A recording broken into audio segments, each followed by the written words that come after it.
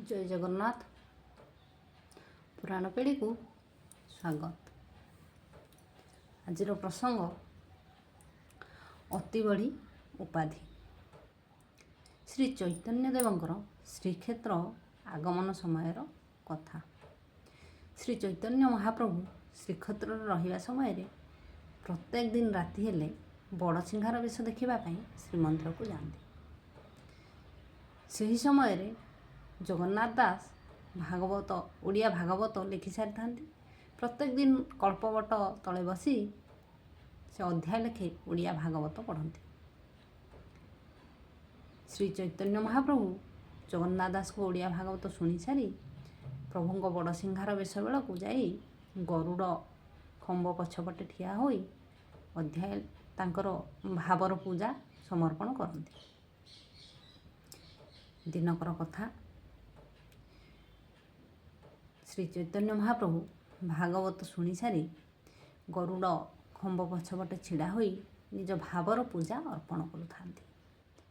ତାଙ୍କ ହାତରେ କୌଣସି ପୂଜା ସାମଗ୍ରୀ ନଥାଏ, କୌଣସି ବାହ୍ୟ ପଦାର୍ଥ ନଥାଏ।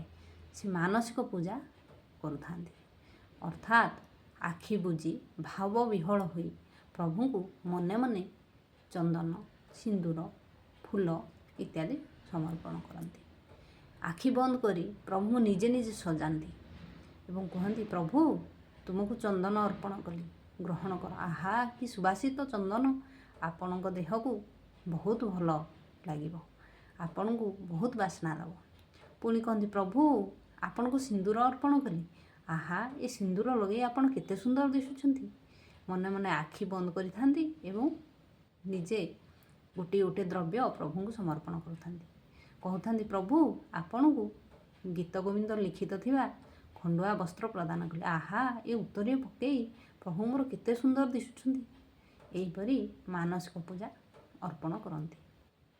ଏ କଥା ଅନ୍ୟ କେହି ଜାଣିନଥାନ୍ତି ଏବଂ ଶେଷରେ ଆଣିଥିବା ଏକ ଗଜରା ମାଳକୁ ମାନସିକ ଭାବେ ଶ୍ରୀ ଚୈତନ୍ୟ ମହାପ୍ରଭୁ ବଡ଼ସିଂହାର ବେଶରେ ପ୍ରଭୁଙ୍କୁ ଅର୍ପଣ କରୁଥାନ୍ତି। ମାତ୍ର ସେ ଯେତେଥର ସେ ଗଜରା ମାଳଟିକୁ ପ୍ରଭୁଙ୍କୁ ସମର୍ପଣ କରୁଥାନ୍ତି, ସେଇଟି ତାଙ୍କ ବେକରେ ଗଳୁ ନଥାଏ। ବାରମ୍ବାର ଚେଷ୍ଟା କରି ଅସଫଳ ହେବା ପରେ କ'ଣ କରିବେ କିଛି ବୁଝିପାରୁନଥାନ୍ତି। ଶ୍ରୀ ଚୈତନ୍ୟ ମହାପ୍ରଭୁ ମନ ଦୁଃଖରେ ଛିଡ଼ା ହୋଇଥାନ୍ତି।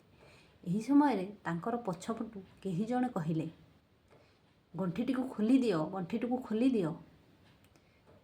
ଗଣ୍ଠି ପକା ମାଳ କ'ଣ ପ୍ରଭୁ ପିନ୍ଧନ୍ତି? ଏକଥା ଶୁଣି ଶ୍ରୀ ଚୈତନ୍ୟ ମହାପ୍ରଭୁ ପଛକୁ ଫେରି ଚାହିଁଲେ।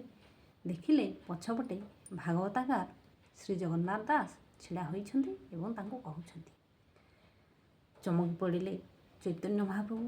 କହିଲେ, ମୁଁ ତ ମାନସ ପୂଜା କରୁଛି, ମୁଁ ତ ଭାବରେ ଏସବୁ ସମର୍ପଣ କରୁଛି। ମୋ ମାନସ ପୂଜା କଥା ଇଏ କେମିତି ଜାଣିଲେ? ଏବଂ ତାଙ୍କୁ ପଚାରିଲେ, ଆପଣ କିପରି ଜାଣିଲେ? ଶ୍ରୀ ଜଗନ୍ନାଥ ଦାସ କହିଲେ, ଆପଣ ପ୍ରଭୁଙ୍କୁ କିପରି ଗଣ୍ଠି ପକା ମାଳ ଦେଉଥିଲେ? ଗଣ୍ଠିଟିକୁ ଖୋଲି ଦିଅନ୍ତୁ। ଗଣ୍ଠିଟିକୁ ଖୋଲି ସେ ଅଗଣ୍ଠିଆ ମାଳଟିକୁ ଏ ବାହୁରୁ ସେ ବାହୁ ପର୍ଯ୍ୟନ୍ତ ଲମ୍ବାଇ ଦିଅନ୍ତୁ। ସାରା ସଂସାରକୁ ବନ୍ଧନମୁକ୍ତ କରିବା ବାଲା, ସାରା ସଂସାରକୁ ଗଣ୍ଠିମୁକ୍ତ କରିବା ବାଲା କିପରି ବା ଗଣ୍ଠି ପକା ମାଳ ପିନ୍ଧିବେ? ବାହୁରୁ ବାହୁ ପ୍ରସାରୀ ମାଳ ପିନ୍ଧିବା ଯାହାର ଇଚ୍ଛା, ସେ କିପରି ବା ଗଣ୍ଠି ପକା ମାଳ ପିନ୍ଧିବେ? ଆପଣ ଏଥର ଗଣ୍ଠିଟିକୁ ଖୋଲି ଦିଅନ୍ତୁ ଏବଂ ଅଗଣ୍ଠିଆ ମାଳ ସମର୍ପଣ କରନ୍ତୁ, ଦେଖନ୍ତୁ ସେ ନିଶ୍ଚୟ ଗ୍ରହଣ କରିବେ। ଶ୍ରୀ ଚୈତନ୍ୟ ମହାପ୍ରଭୁ ସେ କଥା କଲେ ଏବଂ ଅତ୍ୟନ୍ତ ଖୁସି ହୋଇଗଲେ। ଜଗନ୍ନାଥ ଦାସଙ୍କୁ କହିଲେ, ଆପଣ ମୋ ମନ କଥା କିପରି ଜାଣିଲେ? ନିଶ୍ଚୟ ଆପଣ ପ୍ରଭୁଙ୍କର ଜଣେ ମହାନ ଭକ୍ତ। ପ୍ରଭୁଙ୍କର କୃପା କରୁଣା ଆପଣଙ୍କ ଉପରେ ଅଛି, ନହେଲେ ମୋ ମାନସିକ ପୂଜା କଥା ଆପଣ କିପରି ଜାଣିଲେ?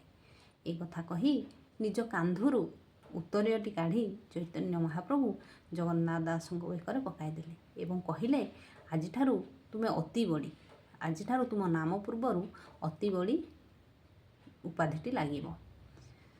ଜଗନ୍ନାଥ ଦାସ ନତମସ୍ତକ ହୋଇ ହାତ ଯୋଡ଼ି ଠିଆ ହୋଇଥାନ୍ତି ଏବଂ କହୁଥାନ୍ତି, ନା ନା, ମୁଁ କିଛି ଜାଣେ ନାହିଁ, ମୁଁ କିଛି କହେ ନାହିଁ।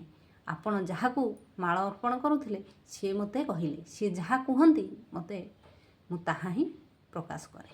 ମୋର ଏଥିରେ କିଛି ବି ଗୁରୁତ୍ୱ ନାହିଁ। ଦୁଇ ଭକ୍ତ ଦୁଇ ଜଣଙ୍କୁ ଆଲିଙ୍ଗନ କଲେ। ଦୁହେଁ ଦୁଇ ଭକ୍ତଙ୍କର ମିଳନ ହେଲା। ଦୁଇ ଜଣ ଯାକ ପ୍ରଭୁଙ୍କର ମହାନ ଭକ୍ତ, ଦୁଇ ଜଣ ଯାକ ଭଗବାନଙ୍କର କୃପା ପ୍ରାପ୍ତ। ଦୁହେଁ ଦୁହେଁଙ୍କୁ ଆଲିଙ୍ଗନ କରି ଗୁରୁ ବୋଲି ସ୍ୱୀକାର କଲେ। ଜଗନ୍ନାଥ ଦାସ ଶ୍ରୀ ଚୈତନ୍ୟ ମହାପ୍ରଭୁଙ୍କୁ ଗୁରୁ ବୋଲି ସମ୍ବୋଧନ କଲେ ଏବଂ ଶ୍ରୀ ଚୈତନ୍ୟ ମଧ୍ୟ ଜଗନ୍ନାଥ ଦାସଙ୍କୁ ଗୁରୁ ବୋଲି ସମ୍ବୋଧନ କଲେ। ଦୁଇ ଭକ୍ତଙ୍କର ମିଳନ ହେଲା। ଏହିପରି ଭାବରେ ଶ୍ରୀ ଚୈତନ୍ୟ ମହାପ୍ରଭୁ ଜଗନ୍ନାଥ ଦାସଙ୍କୁ ଅତି ବଡ଼ି ଉପାଧି ପ୍ରଦାନ କରିଥିଲେ। ଜୟ ଜଗନ୍ନାଥ।